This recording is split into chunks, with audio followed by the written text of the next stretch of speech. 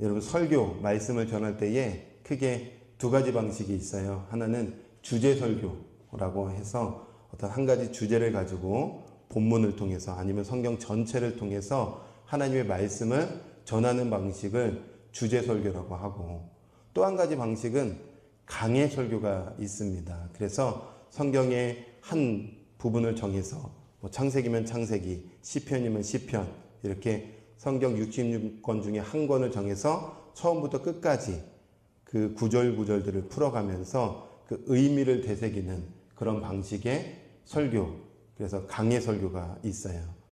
주제 설교, 강해 설교.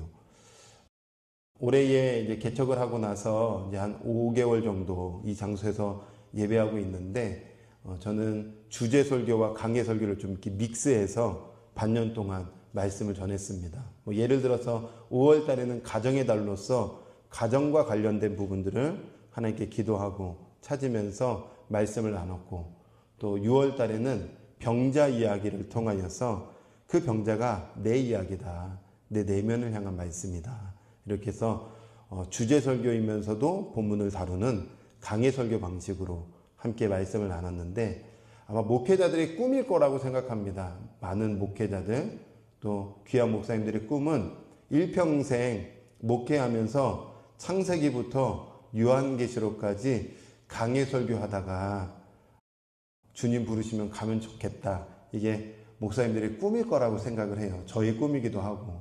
그런데 이게 쉽지 않습니다. 이렇게 딱 보니까 물론 이제 한 달에 안식을 하시면서 또 이렇게 예배하신 분도 있고, 또 주변에서 또 왔다가 예배하시고 이런 분도 있지만, 이렇게 보니까 이제 고정적으로 예배하신 분들이 이렇게 한 두세 가정, 세네 가정 되세요. 그래서 이제 개인적으로 또 하나님께 기도하면서 강해 설교를 한번 하면 좋겠다, 그런 마음으로 하나님, 우리 성도님들과 어떤 말씀을 나눌까요? 창세기부터 나누면은 50장이거든요. 그러면 매주 한 장씩 해도 1년 걸립니다. 한 장씩 안 돼요, 이 창세기는. 그래서 이게 너무 하다가 지칠 수 있으니까 짧으면서도 이 시대의 흐름 속에서 주시는 책이 뭘까 보다가 이 룻기입니다. 그래서 오늘부터 룻기 1장부터 4장까지 강해 설교 방식으로 함께 말씀을 나누려고 할 텐데, 그러면 이 기간에 우리 성도님들도 룻기를 계속 한번 이렇게 읽어보세요. 그러면은 이 안에 담겨진 하나님의 사랑, 하나님의 은혜, 회복을 경험하게 될 겁니다. 그래서 오늘부터 룻기 말씀을 함께 살펴보려고 할 텐데요. 오늘은 첫날로서 룻기, 이 책은 어떤 책인가, 또 룻기 1장 1절을 통해서 오늘을 살아가는 우리 성도들에게 하나님은 무엇을 말씀하고 싶으실까, 이 부분을 함께 질문하고 고민하면서 말씀을 한번 살펴보려고 합니다. 먼저 여러분, 룻기는 어떤 책일까? 여러분, 어떤 책이라고 알고 계세요? 네, 사랑의 책, 인애의 책, 회복의 책, 결혼 이야기 책, 이렇게 많이 알고 계시죠? 독일의 문호 괴테는 룻기에 대해서 이렇게 말했습니다. 가장 아름다운 작은 스토리, 가장 아름다운 작은 스토리라고 괴테는 이야기했습니다. 많은 글을 쓰는 사람들은 룻기를 굉장히 좋아한다고 해요. 또 네덜란드 신학자 아부마라는 사람은 룻기에 대해서 이렇게 말했습니다. 사사기와 사무엘서라는 딱딱한 조개 껍질 사이에 끼어 있는 작은 진주와 같은 책. 한마디로 보석과 같은 책, 진주와 같은 책, 이렇게 사람들은 룻기에 대해서 이야기합니다. 저도 개인적으로 룻기를 보면은 굉장히 따뜻해요. 너무 좋습니다. 그래서 하나님의 사랑이 이 룻기를 통해서 우리 가운데 흘러가고 있구나. 그래서 룻기 하면은 기억하시면 됩니다. 따뜻한 책이다, 인애의 책이다, 진주와 같은 책이다. 그런가 동시에 또 룻기는 어떤 책일까, 이렇게 생각해 보면 유대인들은 절기를 지킵니다.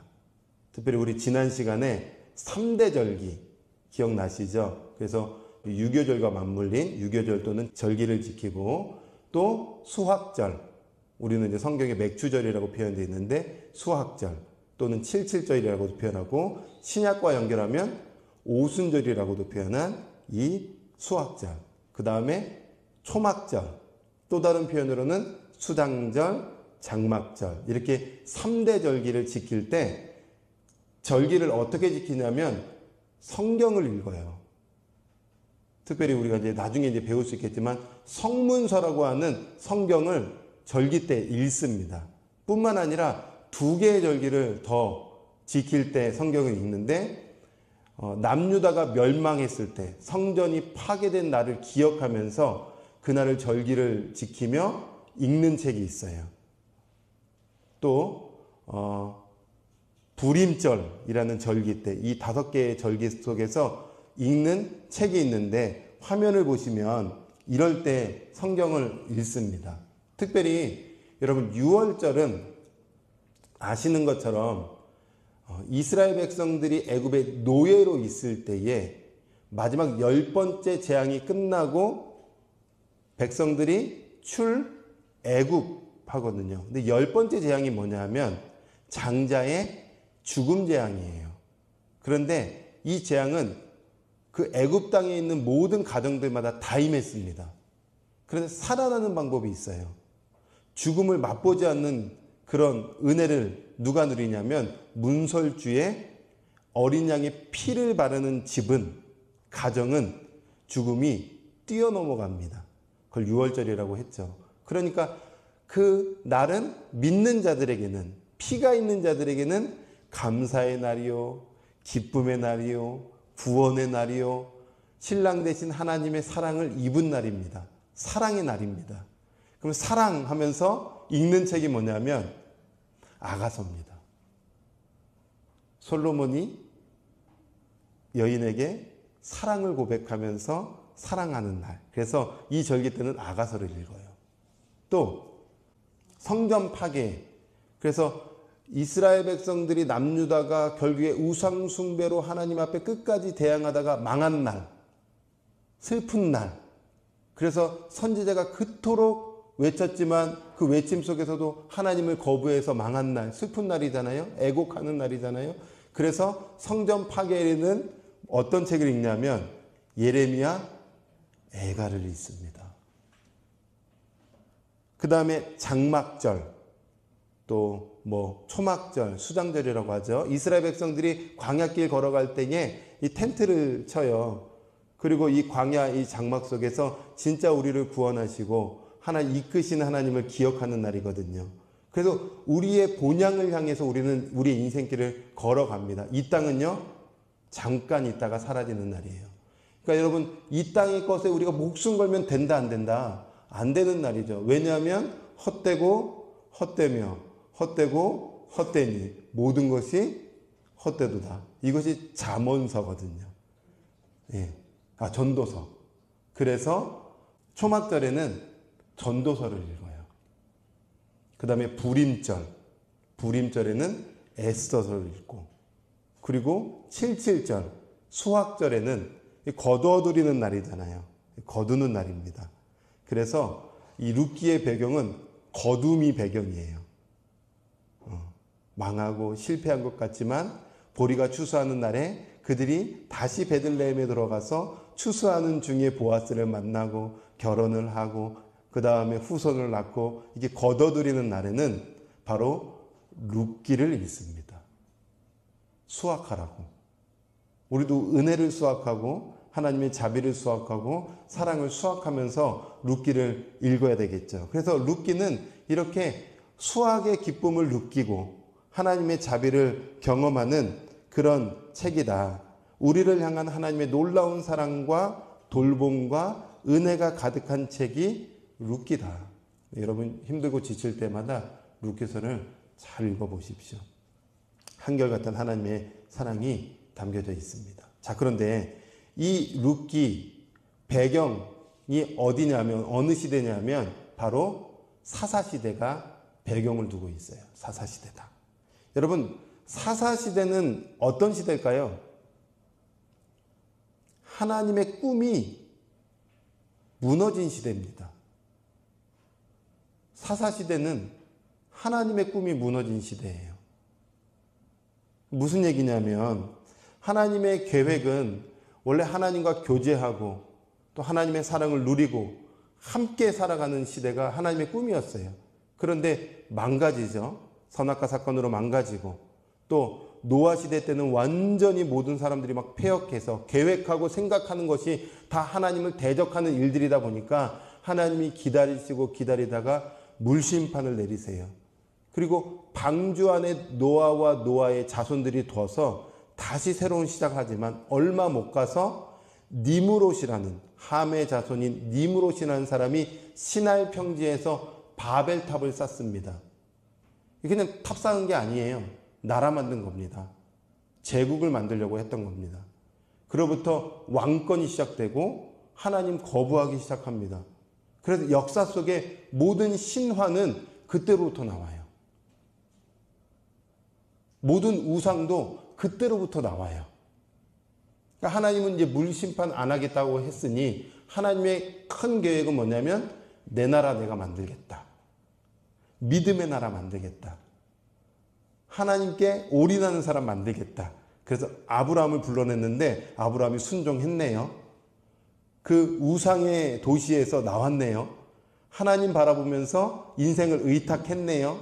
그래서 아브라함을 통하여서 이삭이 나오고 야곱이 나오고 야곱의 이름이 바뀌어서 이스라엘이 되고 이스라엘의 자손들을 통하여서 민족이 형성되고 400년이 흐르자 애굽 땅에서 민족이 만들어졌으니 모세를 통해서 민족을 구출해 내시고 광야 지나서 시내산에서 법을 주시고 언약을 체결해 주시고 내가 너와 함께한다는 것을 보여주시기 위해서 성막을 주시고 이제 질서가 잡히니 또 광야를 지나서 여호수아서의 땅 정복까지 모든 하나님의 나라가 완성된 겁니다. 이제는 백성들이 해야 될 것은 하나입니다.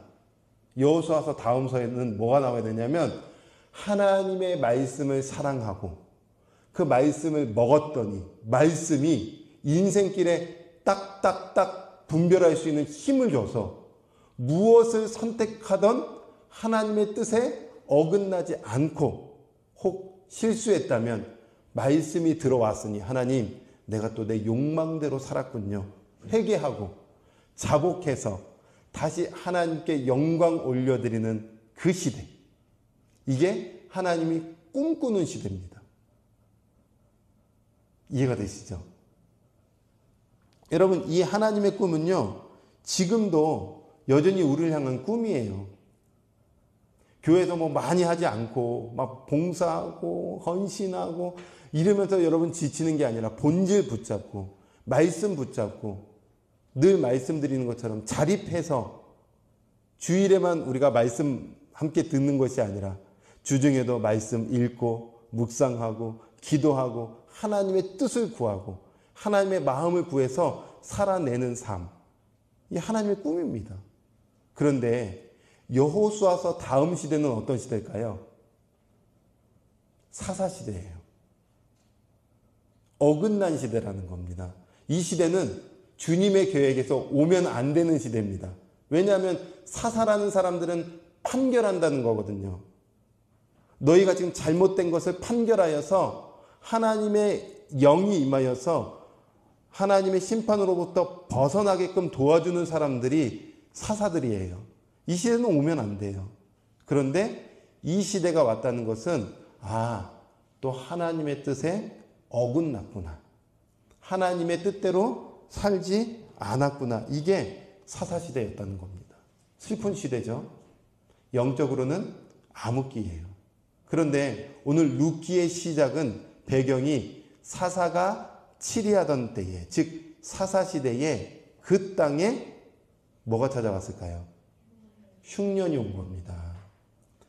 제가 2달 전에도 말씀드렸던 것처럼 땅에 흉년이 왔다는 건 단순히 땅에 기근이 왔다는 게 아니라 사람들의 내면에 영적인 상태가 흉년이었다는 거예요. 그래서 사람들의 마음의 흉년, 보이는 땅의 흉년이 같이 왔다는 겁니다.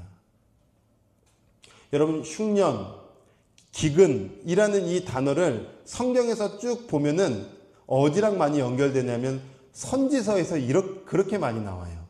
특별히 예레미야서. 그 다음에 에스겔서에 보면은 흉년, 기근 굉장히 많이 나옵니다. 왜 이 표현이 많이 나올까요? 어긋났으니까. 뭐가 그렇게 어긋났을까요?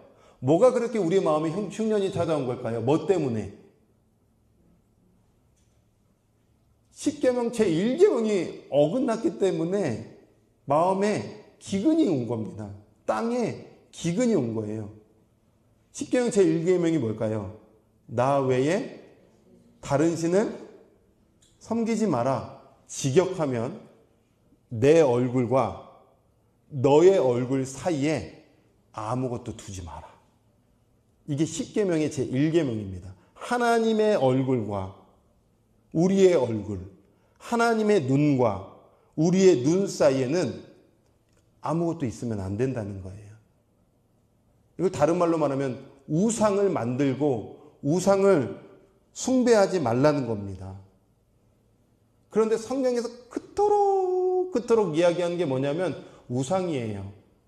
구약에서 그토록 하나님의 마음을 슬프게 했던 것이 우상입니다. 우상이 뭘까요? 돌로, 칼로 이렇게 깎아가지고 만들어내는 것. 이거는 그냥 눈에 보이는 거고. 바울은 우상에 대해서 이렇게 말했습니다.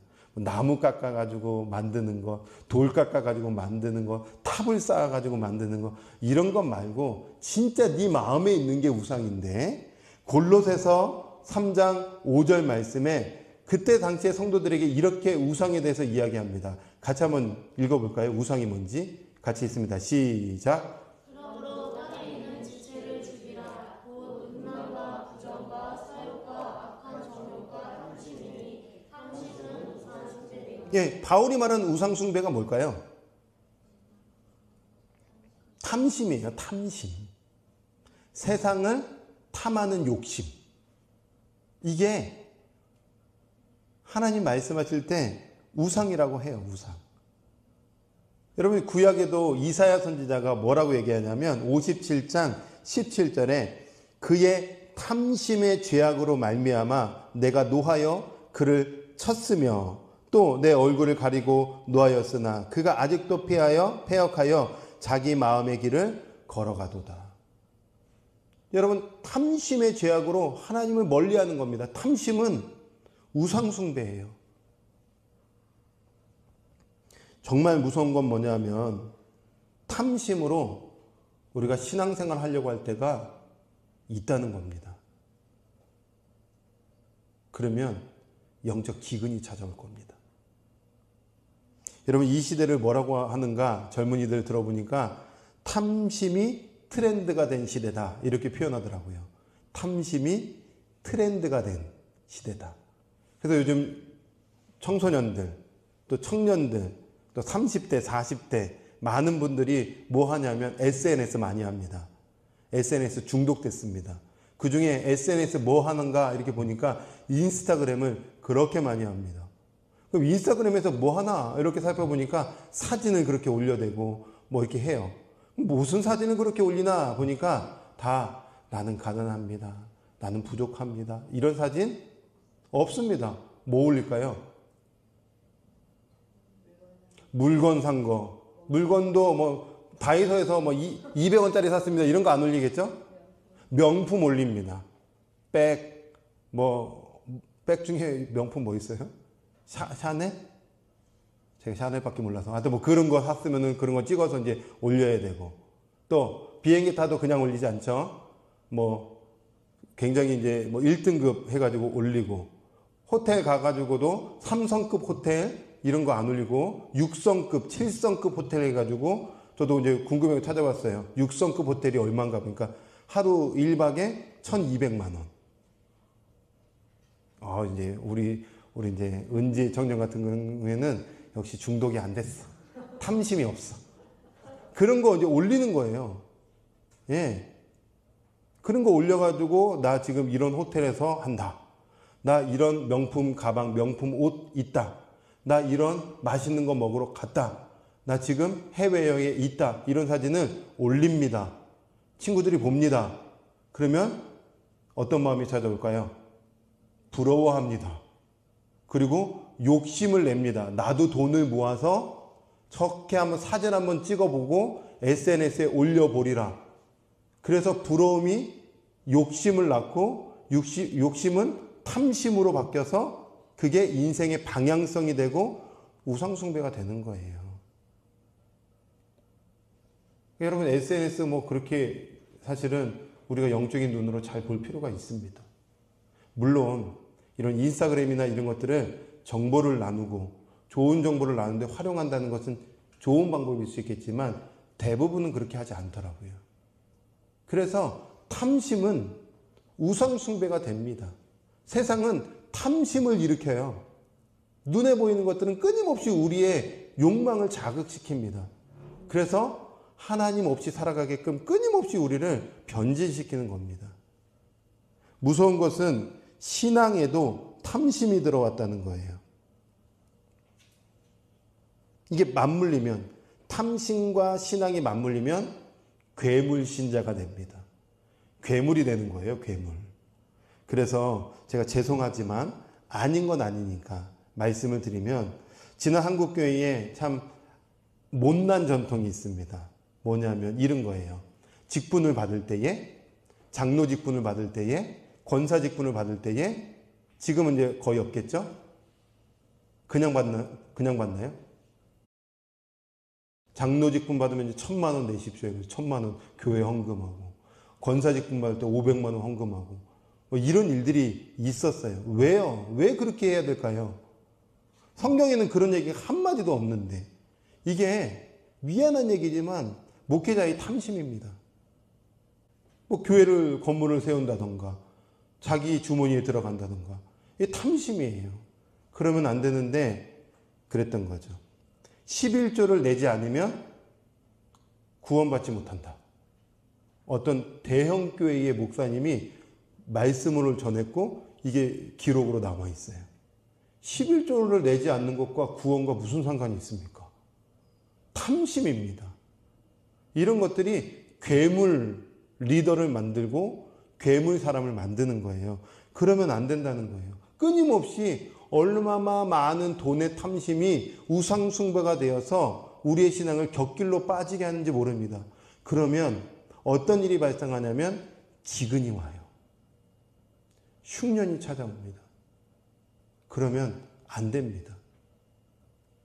여러분, 이 시대가 지금 돌아가는 것을 하나님의 눈으로 계속 한번 잘 살펴보십시오.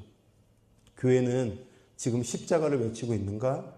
교회는 예수 그리스도를 전하고 있는가? 교회는 하나님의 말씀 앞에 엎드리라고 말하고 있는가? 아니면 다른 것을 외치고 있는가?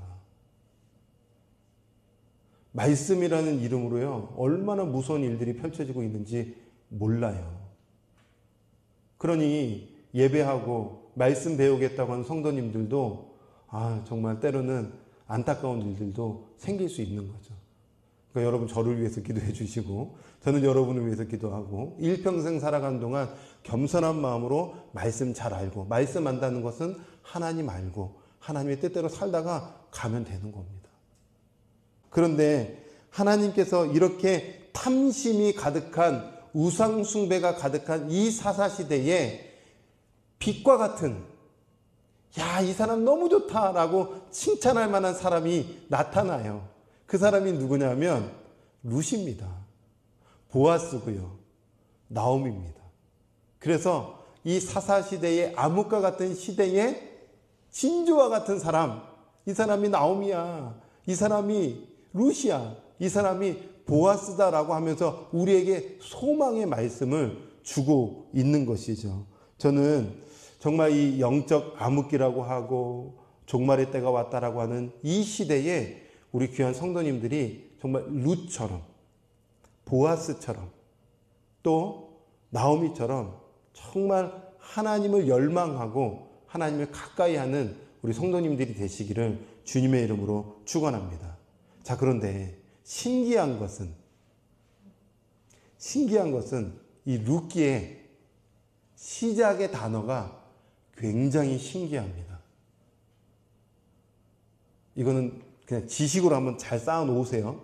룻기의 첫 시작의 단어는 한글이 아니겠죠? 히브리어겠죠. 히브리어의 첫 단어가 어떻게 시작하냐면 바예히라는 히브리어 첫 단어입니다. 이게 굉장히 의미가 있는 단어예요. 왜 의미가 있냐면 그리고 라는 접속사가 맨 앞에 있어요. 짝대기 같은 거 보이세요? 맨 앞에 짝대기. 그러니까 히브리어는 오른쪽부터 이렇게 읽는 겁니다. 왜 이게 짝대기 보이세요? 짝대기? 이게 바라는 단어예요. 이게 접속사입니다. 그리고라는 뜻이에요. 여러분, 그리고라는 접속사는 언제 붙냐면 앞에 거랑 연결시킬 때, 앞에 말씀과 연결시킬 때 바라고 단어가 쓰이는 겁니다. 자, 그럼 우리는 질문해야 되겠죠. 루키는 따로 떼어서 보는 게 아니라 앞에 있는 성경과 연결해서 봐야 제대로 볼 수 있는 책이구나 라는 것을 단어를 통해서 알 수 있겠죠. 그럼 앞에 있는 책은 어떤 책일까요? 자, 앞에 있는 책을 제가 잠깐 멈추게 한 것은 우리가 이제 성도님들이 바로 성경을 잘 아시는 분은 사사기라고 얘기할 겁니다. 그렇죠. 사사기는 후에 성경을 이렇게 정리하는 사람들이 창출, 내, 민, 신 이렇게 해서 순서로 바꾼 거고요. 본래 히브리 성경에는 순서가 이렇게 되어 있습니다.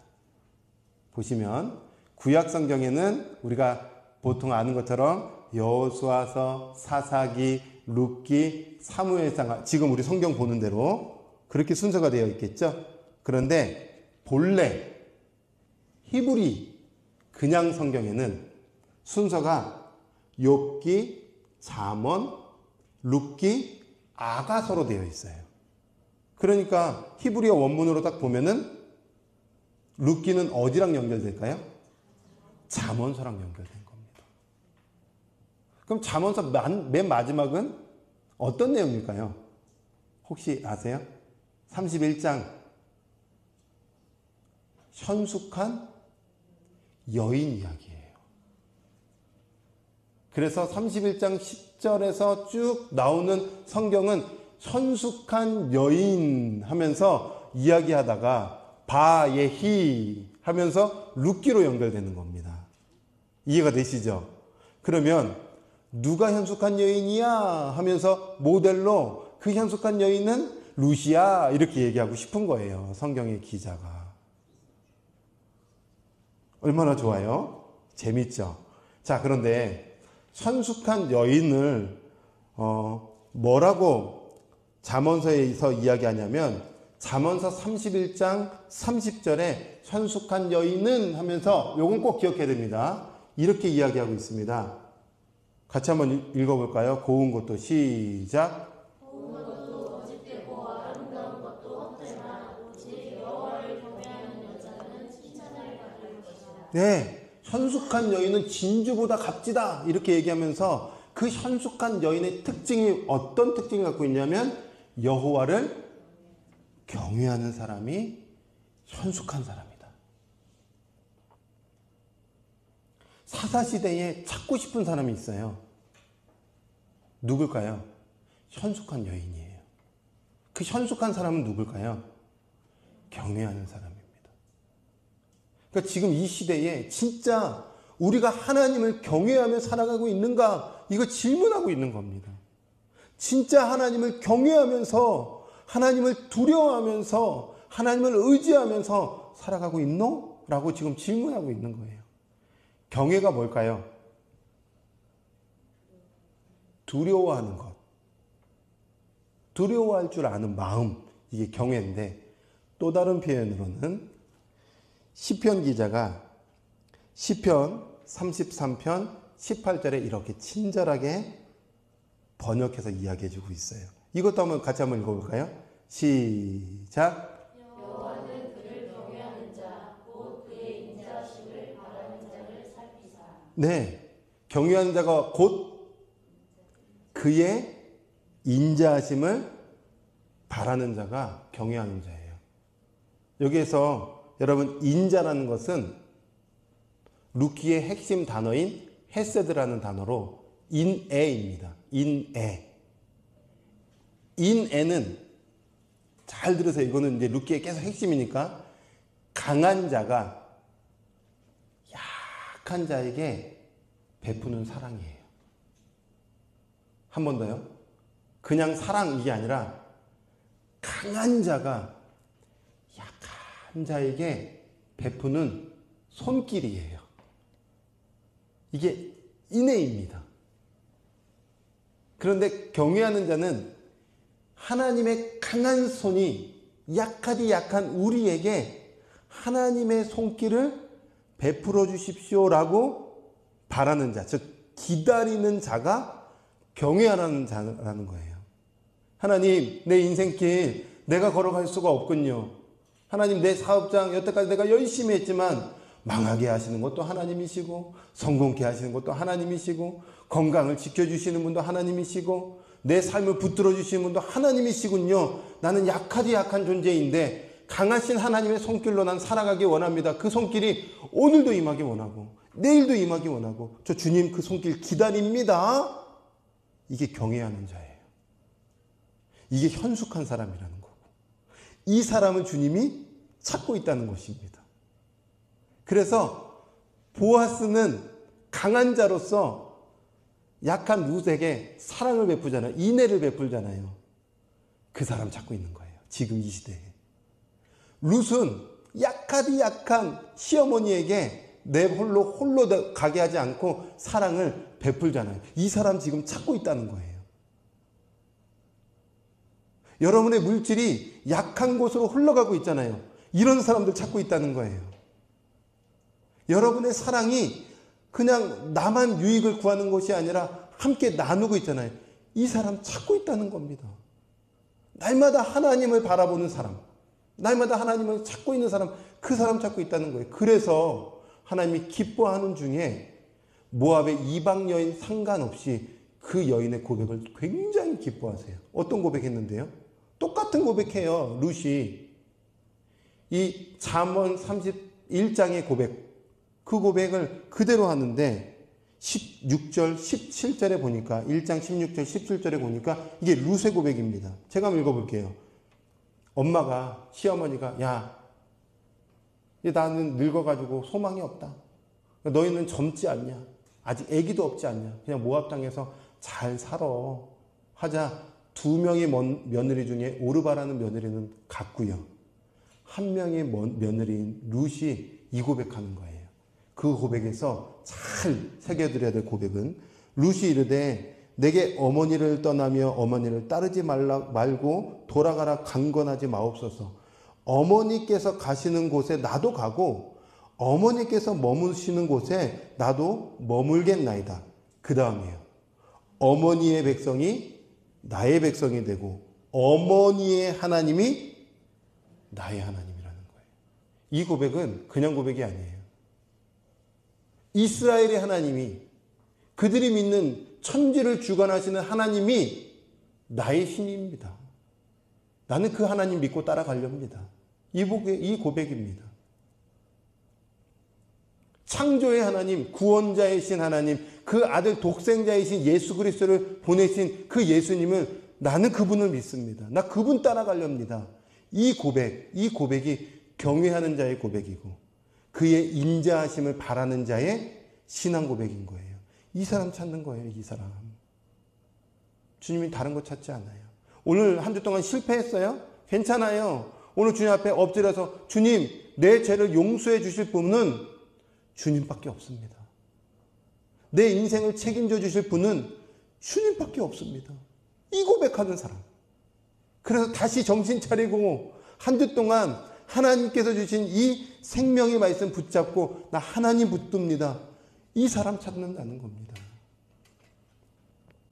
여러분, 예수님이 이제 제자들과 함께 길을 걷다가 이제 제자들 먼저 보내시고 홀로 하나님과 독대하는 시간을 갖는데, 제자들이 이제 갈릴리 바닷가를 이렇게 배 타고 건너가요. 여러분, 바다는 어둠을 상징하고 흑암을 상징해요. 성경에서. 그 흑암의 바다를 쭉 배 타고 건너갈 때에 풍랑을 만났어요.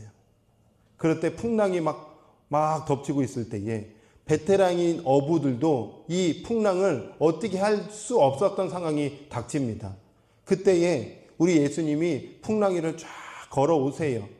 그때 베드로가 풍랑 위를 걸어오시는 예수님 보고 처음에는 유령이다, 귀신이다 라고 외쳤지만 예수님이 나야 라고 외치자 예수님이군요 하고 그가 뭐라고 얘기하냐면 주님, 나도 주님처럼 물 위를 걷게 해주십시오. 그때 우리 예수님이 와라 라고 하자 그 음성 듣고 그 주님 보고 어떻게 할까요?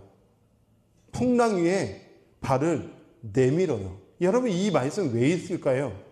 야, 예수님 보니까 풍랑 위를 걷는, 바다 위를 걷는 기적을 경험했더라. 우리도 8월 달에 이제 속초 가서 바다 위 걸어보자. 이러면 안 되는 거죠. 뭐냐 하면 흑암 위를 지금 예수님이 걸어오고 있는데, 절망 위를 걸어오고 있는데 베드로가 간 겁니다. 누구 보고요? 예수님 보고요. 그런데 더 큰 풍랑이 딱 오자 어떻게 해요? 순간 마음이 어디로 향할까요? 파도를 향한 겁니다. 파도 향하자마자 즉각 바다로 빠져든 거예요. 야, 왜 이렇게 믿음이 적냐 하고 다시 손을 딱 내밀어서 일으켜 주시자 다시 풍랑 위로, 바다 위로 올라오게 된 겁니다. 여러분, 이 말씀 그냥 기록된 거 아니에요. 우리 인생길이 파도입니다. 우리 인생길이 바다예요. 어둠입니다. 흑암이에요. 수많은 탐심이라는 세계가 우리 가운데 들어와서 보는 것마다 탐심이고, 듣는 것마다 탐심이고, 누리는 것마다 탐심이고, 탐심의 이 파도 속에서 주님이 위로 올라와라. 그 위를 걸어라. 주님만 보면 된다. 이 단순한 메시지 속에서 우리가 안 들려요. 단순한 음성이 안 들리니까 이것 해야 될 것 같고 저것 해야 될 것 같고 이만큼 노력해야 되고 이만큼 빌어야 될 것 같고, 아니, 그냥 나만 봐. 나만 의지하고 나만 믿어. 그러면 같이 파도 위를, 바다 위를 걷는 은혜의 삶이 펼쳐지는 겁니다. 바다 위를 걸으면 바다 발바닥 밑에는 뭐가 있어요? 당연히 바다가 있죠. 밑에는 다 째째한 것들만 있는 거, 째째한 것들. 세상 째째한 것, 돈 째째한 것, 명예 째째한 것, 육석급 호텔 가는 그런 째째한 것, S클래스 비행기 타는 거 째째한 거 다 발바닥 밑에 있고 더 큰 하나님 보면서 인생길 걸어가는 겁니다. 그런데 이 암흑기인 사사시대에 누가 파도 위를 걸어갈래? 누가 풍랑 위를 걸어갈래? 그 사람 보아쓰고 그 사람 누시고 그 사람 나옴인데 우리가 그런 사람 돼야 되지 않겠냐라고 주님이 1장부터 콜링하고 있는 겁니다. 믿음의 성도 여러분, 하나님은 흉년이 든 이 사사시대에 나오미, 룻, 보아스를 남겨두셨어요. 그리고 그들의 신앙을 보고 계세요. 주님이 다다. 주님이 전부다. 난 주님만 필요하다. 말씀이면 모든 것이 다다. 이 믿음 가지고 살아갈 때에 하나님께서 어떤 일들을 펼쳐가실까요? 그 다음에 스토리는 어떤 위대한 일들이 일어날까요? 세상의 눈으로 보면 룻은 부자가 됐대. 이거 다 세상 관점이지만 룻은 생명을 낳았대. 다윗의 조상이 되었대. 이거 주님이 꿈꾸고 계시는 거, 이거. 여러분을 통해서 또 다른 생명이 올 것이고 여러분을 통해서 또 다른 일들이, 생명의 일들이 펼쳐갈 것을 기대하고 계십니다. 여러분, 이 주님을 우리도 기대하면서 이번 한 주도 하나님 꼭 붙잡고 어떠한 일들이 만날 때마다 주님 손 잡고 걸어가는 우리 성도님들이 되시기를 주님의 이름으로 축원합니다.